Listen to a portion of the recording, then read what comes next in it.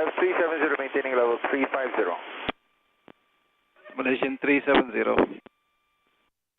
Malaysian 370, contact Ho Chi Minh 120.9, good night. Good night, Malaysian 370. Sebuah pesawat komersil yang membawa 239 penumpang dari berbagai negara lepas landas di malam hari dengan cuaca yang tenang dan kemudian menghilang begitu saja tanpa satu pun jejak yang jelas. Tidak ada panggilan darurat, tidak ada sinyal bahaya, hanya sunyi. Inilah kisah penerbangan MH370, salah satu teka-teki terbesar dalam sejarah penerbangan modern. Sebuah tragedi yang tak hanya menyisakan duka, tapi juga meninggalkan pertanyaan yang hingga saat ini belum terjawab. Apa yang sebenarnya terjadi di balik hilangnya pesawat ini? Dan mengapa setelah lebih dari 1 dekade kita masih belum menemukan kebenarannya? Halo semuanya, nama gue Westin dan selamat datang di channel West Insight.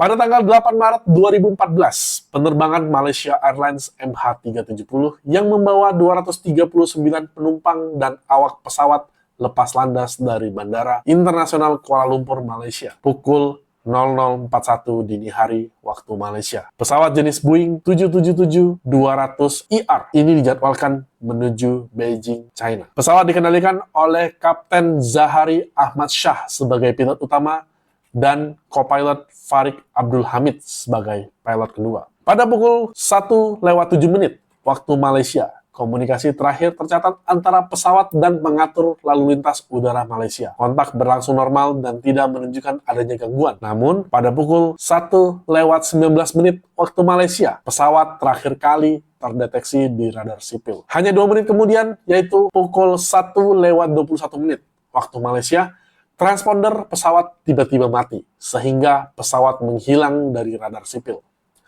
Radar militer kemudian mencatat bahwa setelah kehilangan kontak tersebut, MH370 berbelok secara tak terduga ke arah barat laut. Manuver ini menandai perubahan rute yang tidak biasa dan menjadi titik awal misteri hilangnya pesawat ini. Malaysian 370. Malaysian 370, maintaining level 350. Malaysian 370. Malaysian 370, contact Ho Chi Minh 120.9, good night. Good night, Malaysian 370. Pada pukul 2:15 dini hari waktu Malaysia, terjadi kontak radar primer terakhir antara pesawat MH370 dan militer Malaysia. Sinyal ini menunjukkan bahwa pesawat berada di 320 km arah barat laut Penang. Komunikasi terakhir MH370 sempat terekam oleh satelit Inmarsat pada pukul 8:11 pagi waktu Malaysia. Berdasarkan analisis data satelit tersebut, para penyelidik memperkirakan seluruh komunikasi hilang antara pukul 8:19 hingga 9:15 waktu setempat. Saat itulah pesawat diyakini benar-benar jatuh ke Samudra Hindia karena kehabisan bahan bakar. Setelah kehilangan MH370, Otoritas Direktorat Penerbangan Sipil Malaysia dan Angkatan Laut di Raja Malaysia pun melakukan proses pencarian awal. Pencarian difokuskan di Laut Andaman dan Teluk Benggala pada bulan Maret 2014. Namun, analisis data satelit yang dilakukan pada akhir Maret mengarahkan perhatian ke Samudra Hindia bagian barat daya, ribuan kilometer dari lokasi terakhir radar. Pada bulan April 2014, pemerintah Malaysia membentuk tim investigasi internasional yang melibatkan beberapa negara, termasuk Australia dan China. Tim ini bertugas mengkoordinasi pencarian dan penyelidikan secara menyeluruh. Pada Mei 2014, pencarian MH370 diperluas menjadi operasi pencarian terbesar dan termahal dalam sejarah penerbangan, melibatkan berbagai kapal, pesawat, dan teknologi bawah laut. Kemudian pada Juli 2015, lebih dari 1 tahun setelah hilangnya MH370, sebuah puing pesawat berupa sayap atau flapron ditemukan di Pulau Reunion, sebuah wilayah Prancis di Samudra Hindia. Temuan ini merupakan bukti fisik pertama yang secara resmi dikaitkan dengan pesawat MH370 dan menjadi titik penting dalam penyelidikan. Operasi pencarian utama difokuskan pada pencarian di dasar laut di kawasan yang diperkirakan sebagai lokasi jatuhnya pesawat. Pencarian bawah laut ini melibatkan penggunaan kapal-kapal khusus yang dilengkapi teknologi sonar dan robot penyelam untuk mencari kotak hitam dan bangkai utama pesawat. Pada Agustus 2015, sebuah potongan kecil puing pesawat ditemukan di pantai Mozambik. Potongan tersebut berupa serpihan badan pesawat yang menunjukkan tanda-tanda kerusakan akibat kecelakaan serta paparan air laut yang cukup lama. Meskipun berukuran kecil, temuan ini memperkuat dugaan bahwa serpihan tersebut berasal dari MH370 karena material dan konstruksinya sesuai dengan pesawat Boeing 777 yang hilang. Kemudian pada November 2015, sebuah potongan yang lebih besar kembali ditemukan di pantai Mozambik. Potongan ini merupakan bagian dari struktur badan pesawat yang lebih signifikan. Potongan tersebut segera dikirim ke laboratorium untuk dilakukan pemeriksaan lebih mendalam guna memastikan asal-usulnya secara akurat. Pada tahun 2017, sekitar 3 tahun setelah hilangnya pesawat Malaysian Airlines MH370, sejumlah puing pesawat ditemukan di pantai Madagaskar. Salah satu puing yang ditemukan adalah bagian dari pintu roda pendaratan pesawat, namun nelayan yang menemukan puing tersebut tidak menyadari pentingnya benda tersebut. Bahkan istrinya menggunakan puing tersebut sebagai papan cuci pakaian, tanpa mengetahui bahwa puing itu adalah bagian dari pesawat hilang yang secara misterius. Laporan ini dikutip dari Nine News pada tanggal 15 Desember 2022 dalam artikel berjudul An Active Pilot Until the End, New MS-370 Clue Points to Deliberate Crash. Laporan tersebut menyatakan bahwa kerusakan pada pintu roda pendaratan yang ditemukan di Madagaskar merupakan bukti fisik pertama yang mengarah pada kemungkinan bahwa salah satu pilot secara sengaja menurunkan roda pendaratan pesawat sebelum kecelakaan. Selain itu, pada Agustus 2018, 5 potongan puing lain ditemukan di beberapa lokasi berbeda di Madagaskar. Sebagian besar puing yang ditemukan di Madagaskar tersebut berasal dari pesawat yang sama, dengan panel lantai yang sangat mungkin milik Boeing 777 MH370. Temuan-temuan ini merupakan bagian penting dari penyelidikan dan menegaskan bahwa puing-puing pesawat MH370 menyebar di wilayah Samudra Hindia dan sekitarnya, termasuk pesisir Madagaskar. Investigasi resmi terhadap hilangnya pesawat Malaysian Airlines MH370 menyimpulkan bahwa pesawat kemungkinan besar jatuh di wilayah Samudra Hindia, namun penyebab pasti dari insiden tersebut tidak dapat ditentukan secara definitif dikarenakan kurangnya data yang memadai. Salah satu kendala utama dalam proses investigasi adalah tidak ditemukannya kotak hitam yang mengakibatkan data penerbangan serta rekaman suara di kokpit tidak dapat dianalisa lebih lanjut. Berbagai faktor kemungkinan telah dipertimbangkan dalam penyelidikan, termasuk kegagalan teknis, penculikan maupun tindakan disengaja dari pihak terkait. Namun demikian, hingga saat ini tidak ditemukan bukti kuat yang dapat memastikan salah satu dari skenario tersebut secara pasti. Di luar hasil resmi, sejumlah teori konspirasi dan spekulasi populer bermunculan di masyarakat. Salah satu teori menyebutkan bahwa pilot pesawat sengaja mengambil alih dan mengalihkan penerbangan untuk alasan pribadi atau politik.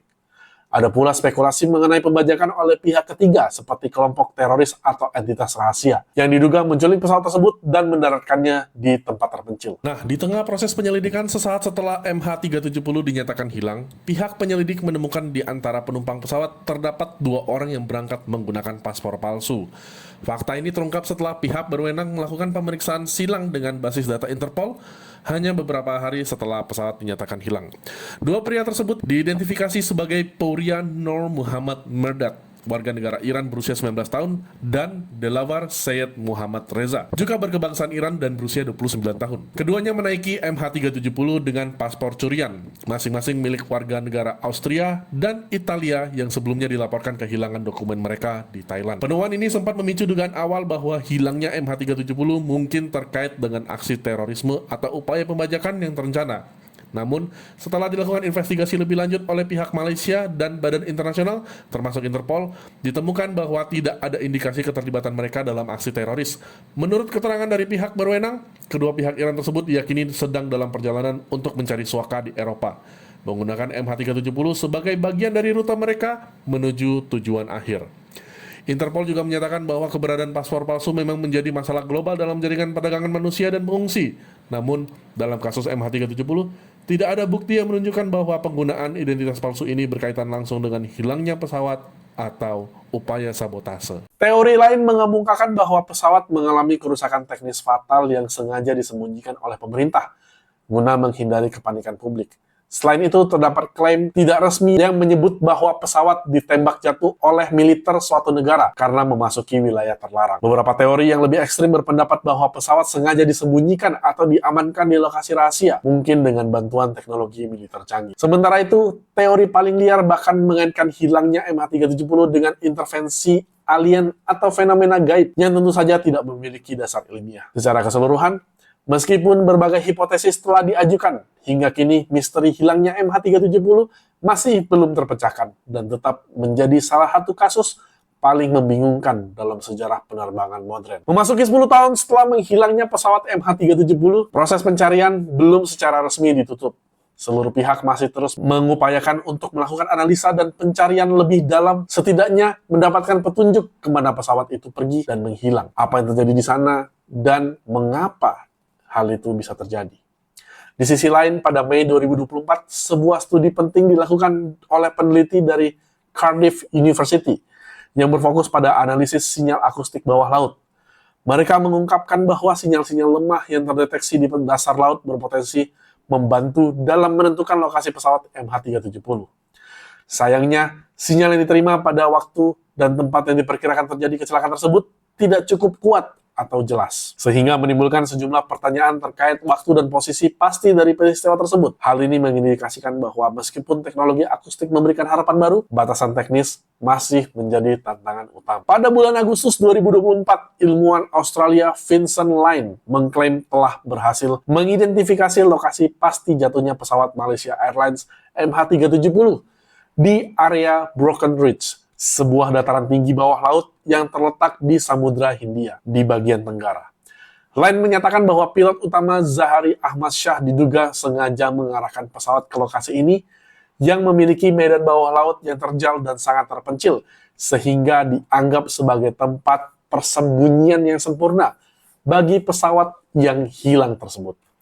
Klaim ini mendapat perhatian dari berbagai media internasional dan menambah dimensi baru dalam pencarian misteri MH370. Hingga Mei 2025, klaim ilmuwan Australia Vincent Line mengenai lokasi jatuhnya pesawat Malaysia Airlines MH370 di kawasan Broken Ridge belum mendapatkan verifikasi resmi dari otoritas terkait. Menurut Line, analisanya menunjukkan bahwa pesawat mengalami control ditching atau pendaratan terkendali di laut, bukan jatuh akibat kehabisan bahan bakar seperti yang sebelumnya diduga. Ia juga mengaitkan lokasi tersebut dengan jalur penerbangan yang ditemukan pada simulator penerbangan di rumah sang pilot, yang sebelumnya dianggap tidak relevan oleh penyelidik. Sebelumnya pada bulan Maret 2014, dalam upaya penyelidikan hilangnya Malaysian Airlines MH370, pihak berwenang Malaysia melakukan penggeledahan di rumah sang pilot. Pihak penyelidik menemukan dan menyita simulator penerbangan milik Kapten Zahari Ahmad Shah di kediamannya. Analisis terhadap simulator tersebut yang dilakukan dengan bantuan FBI mengungkap bahwa sekitar sebulan sebelum penerbangan MH370, seseorang telah mensimulasikan rute penerbangan yang berakhir di Samudra Hindia bagian selatan. Rute ini menunjukkan pendaratan di wilayah terpencil yang kemudian memunculkan spekulasi bahwa Kapten Zahari mungkin telah merencanakan penerbangan tersebut secara sengaja. Zahari Shah was the 53-year-old captain of flight MH370. He was an experienced senior pilot. He was also married with adult children and grandkids. He's an intriguing figure. He's got quite a lot of aspects to him. By all accounts, he was a superb pilot, absolutely full of capacity to train others, highly respected, highly liked. He seemed to be a fun guy, by all accounts. But it's the flying he did at home that raised the alarm. 7 days after MH370's disappearance, Malaysian police found his flight simulator. That's it in the background.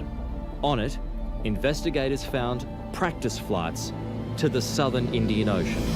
Meskipun demikian, otoritas Malaysia menyatakan bahwa data dari simulator tersebut tidak memberikan bukti konklusif bahwa Kapten Zahari bertanggung jawab atas hilangnya pesawat. Pemeriksaan terhadap latar belakangnya tidak menemukan indikasi masalah keuangan, kesehatan mental, ataupun perilaku mencurigakan lainnya. Namun, beberapa laporan menyebutkan bahwa Kapten Zahari mengalami masalah pribadi, termasuk ketegangan dalam rumah tangganya. Kapten Zahari Ahmad Shah dikenal sebagai pilot berpengalaman dengan lebih dari 18.000 jam terbang, termasuk lebih dari 8.000 jam pada Boeing 777. Ia dikenal sebagai individu yang berdedikasi dan dihormati di komunitas penerbangan. Meskipun beberapa teori mengaitkannya dengan hilangnya MH370, tidak ada bukti definitif yang mendukung klaim tersebut. Keluarga dan rekan-rekannya membantah tuduhan tersebut, menekankan bahwa ia adalah profesional yang mencintai pekerjaannya.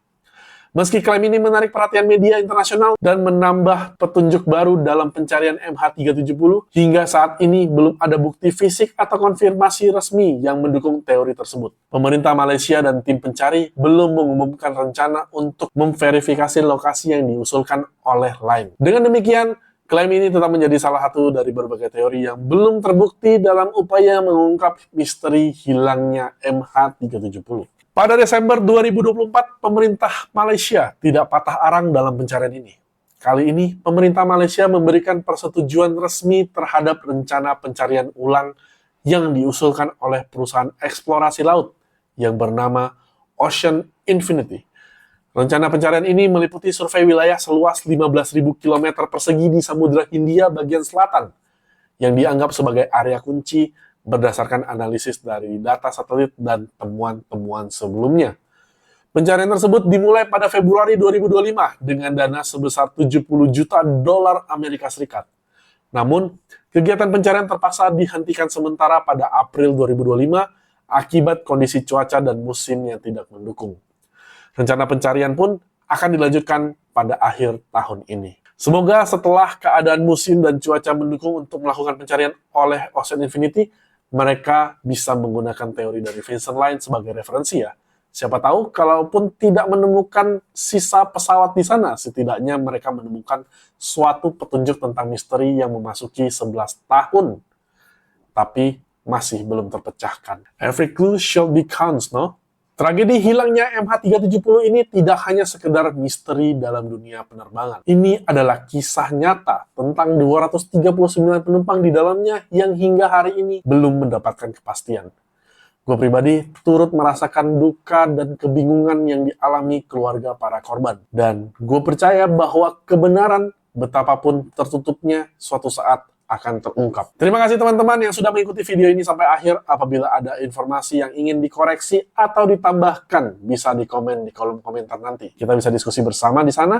Dan apabila kalian suka dengan video ini, jangan lupa tekan tombol like-nya dan boleh banget subscribe channel ini supaya kalian nggak ketinggalan video-video lainnya ya guys. Sampai jumpa di video berikutnya guys. Bye-bye.